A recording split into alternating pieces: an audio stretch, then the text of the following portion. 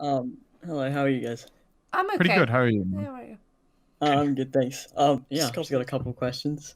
Um, so I don't really want to go into like moral stuff, but like scientific stuff, I've got a bit of like questions. Sure. Um, so what I know, please correct me if I'm wrong, because you guys are obviously insanely more educated than I am. But you guys can't eat eggs, right? Or milk or stuff like that. We can, Yeah, we just I mean choose we not can't. to. We would Yeah. choose not to. Yeah. Yeah, Yeah. yeah, okay, yeah, yeah. Um, Absolutely. so if so obviously you guys are vegan because you don't like harming animals, am I correct?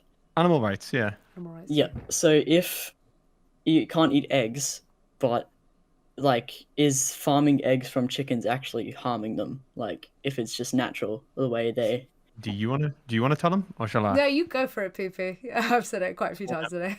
go? Okay, Oh, me. yeah. That's fine. So in the production of eggs, before we even get to the point in which we're farming eggs, the initial step is to produce egg-laying hens, right? So like the chickens that can actually lay the eggs. So that means you need a population full of only females. So they get a lot of fertilized eggs. Like the breed chickens, they get all their fertilized eggs.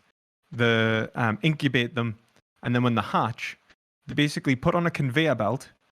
They look at the genitalia of the chickens. If they're a female, they stay on the conveyor belt, and if they're male, they're tossed aside. That conveyor belt then usually goes to a macerator, a big blender, and they're blended alive. That's day Oh, one. That's from day one. So 50% of all chickens that are in the egg industry have already been killed from birth. The next, so the next step is then to raise these chickens. Now, a lot of them have been genetically engineered and selectively bred to grow faster. So when they do grow, they're actually incapable of supporting their own weight. But we'll get onto that in a second. The first thing to do is to realize that these chickens are going to live very cramped, and and this is even if they're free range. They're going to live in communities which are incredibly cramped and far too much for them to psychologically cope with. Chickens can deal with about 100 other chickens before they lose their minds and the struggle to cope. Most farms have got about 10,000 chickens. So these chickens go absolutely mental and start murdering each other, pecking each other to death and cannibalizing each other, despite it not being a natural behavior. So the way that we deal with that is we sear off their beaks with a hot, and their beaks are the same kind of material as your fingernail. They've got the same sort of cuticle. They've got like like I don't know if you've ever damaged a fingernail or anything, but you can actually torture people with your fingernails because of the nerve endings. They're incredibly sensitive. Yeah, so we sear off essentially the sear through their beaks, which is incredibly painful for them without anesthetic. And then we throw them in a dark room, and feed them, multiple times a day, usually automatically. Sometimes they're in cages, which is even worse. If they're in cages, then they can't even open their wings. A lot of the time. And this is a natural behavior for chickens. So they live a life in which they are permanently frustrated from one of their most basic behaviors. Moving to the next stage, they are then fed until and produce eggs. They produce about 365 eggs a year, about one egg a day. The production of eggs, obviously, it's dependent on the chicken, but the production of eggs to that extent means that they leach calcium from their bones and often have fractures because they're unable to because of them trying to support that mass, and also because they've got no calcium in the bones to actually like hold them up. Like the bones are hollow, and well, the bones are already hollow, but I think actually, but the bones are not strong enough to support their weight, so they have fractures and they suffer pain. If they're in cages, sometimes their claws, their talons, actually gets like because they don't move for so long, they actually become attached. Actually grow around the cage itself. So when they're getting pulled out of the cages and sent to slaughter, their legs get ripped off.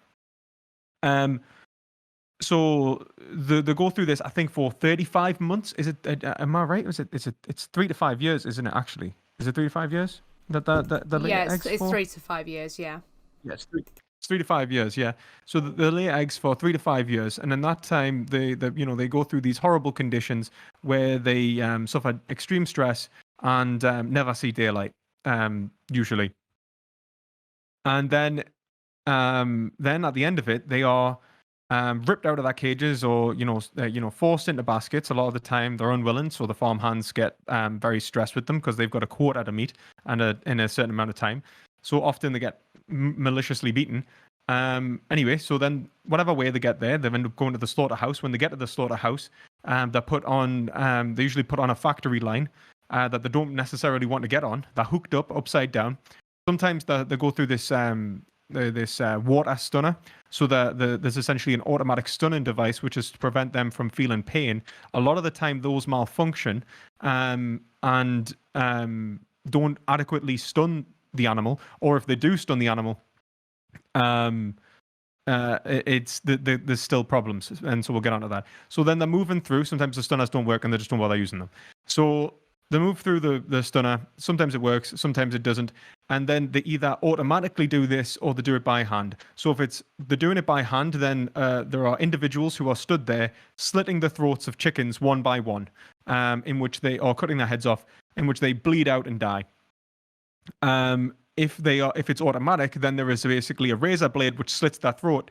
But because it's set to an average height of a chicken, some chickens are too short, some chickens are too big, and it slices either through their skull and part of their head off, or it slices through their body, and then they bleed out slowly and in pain. And sometimes they're not even stunned.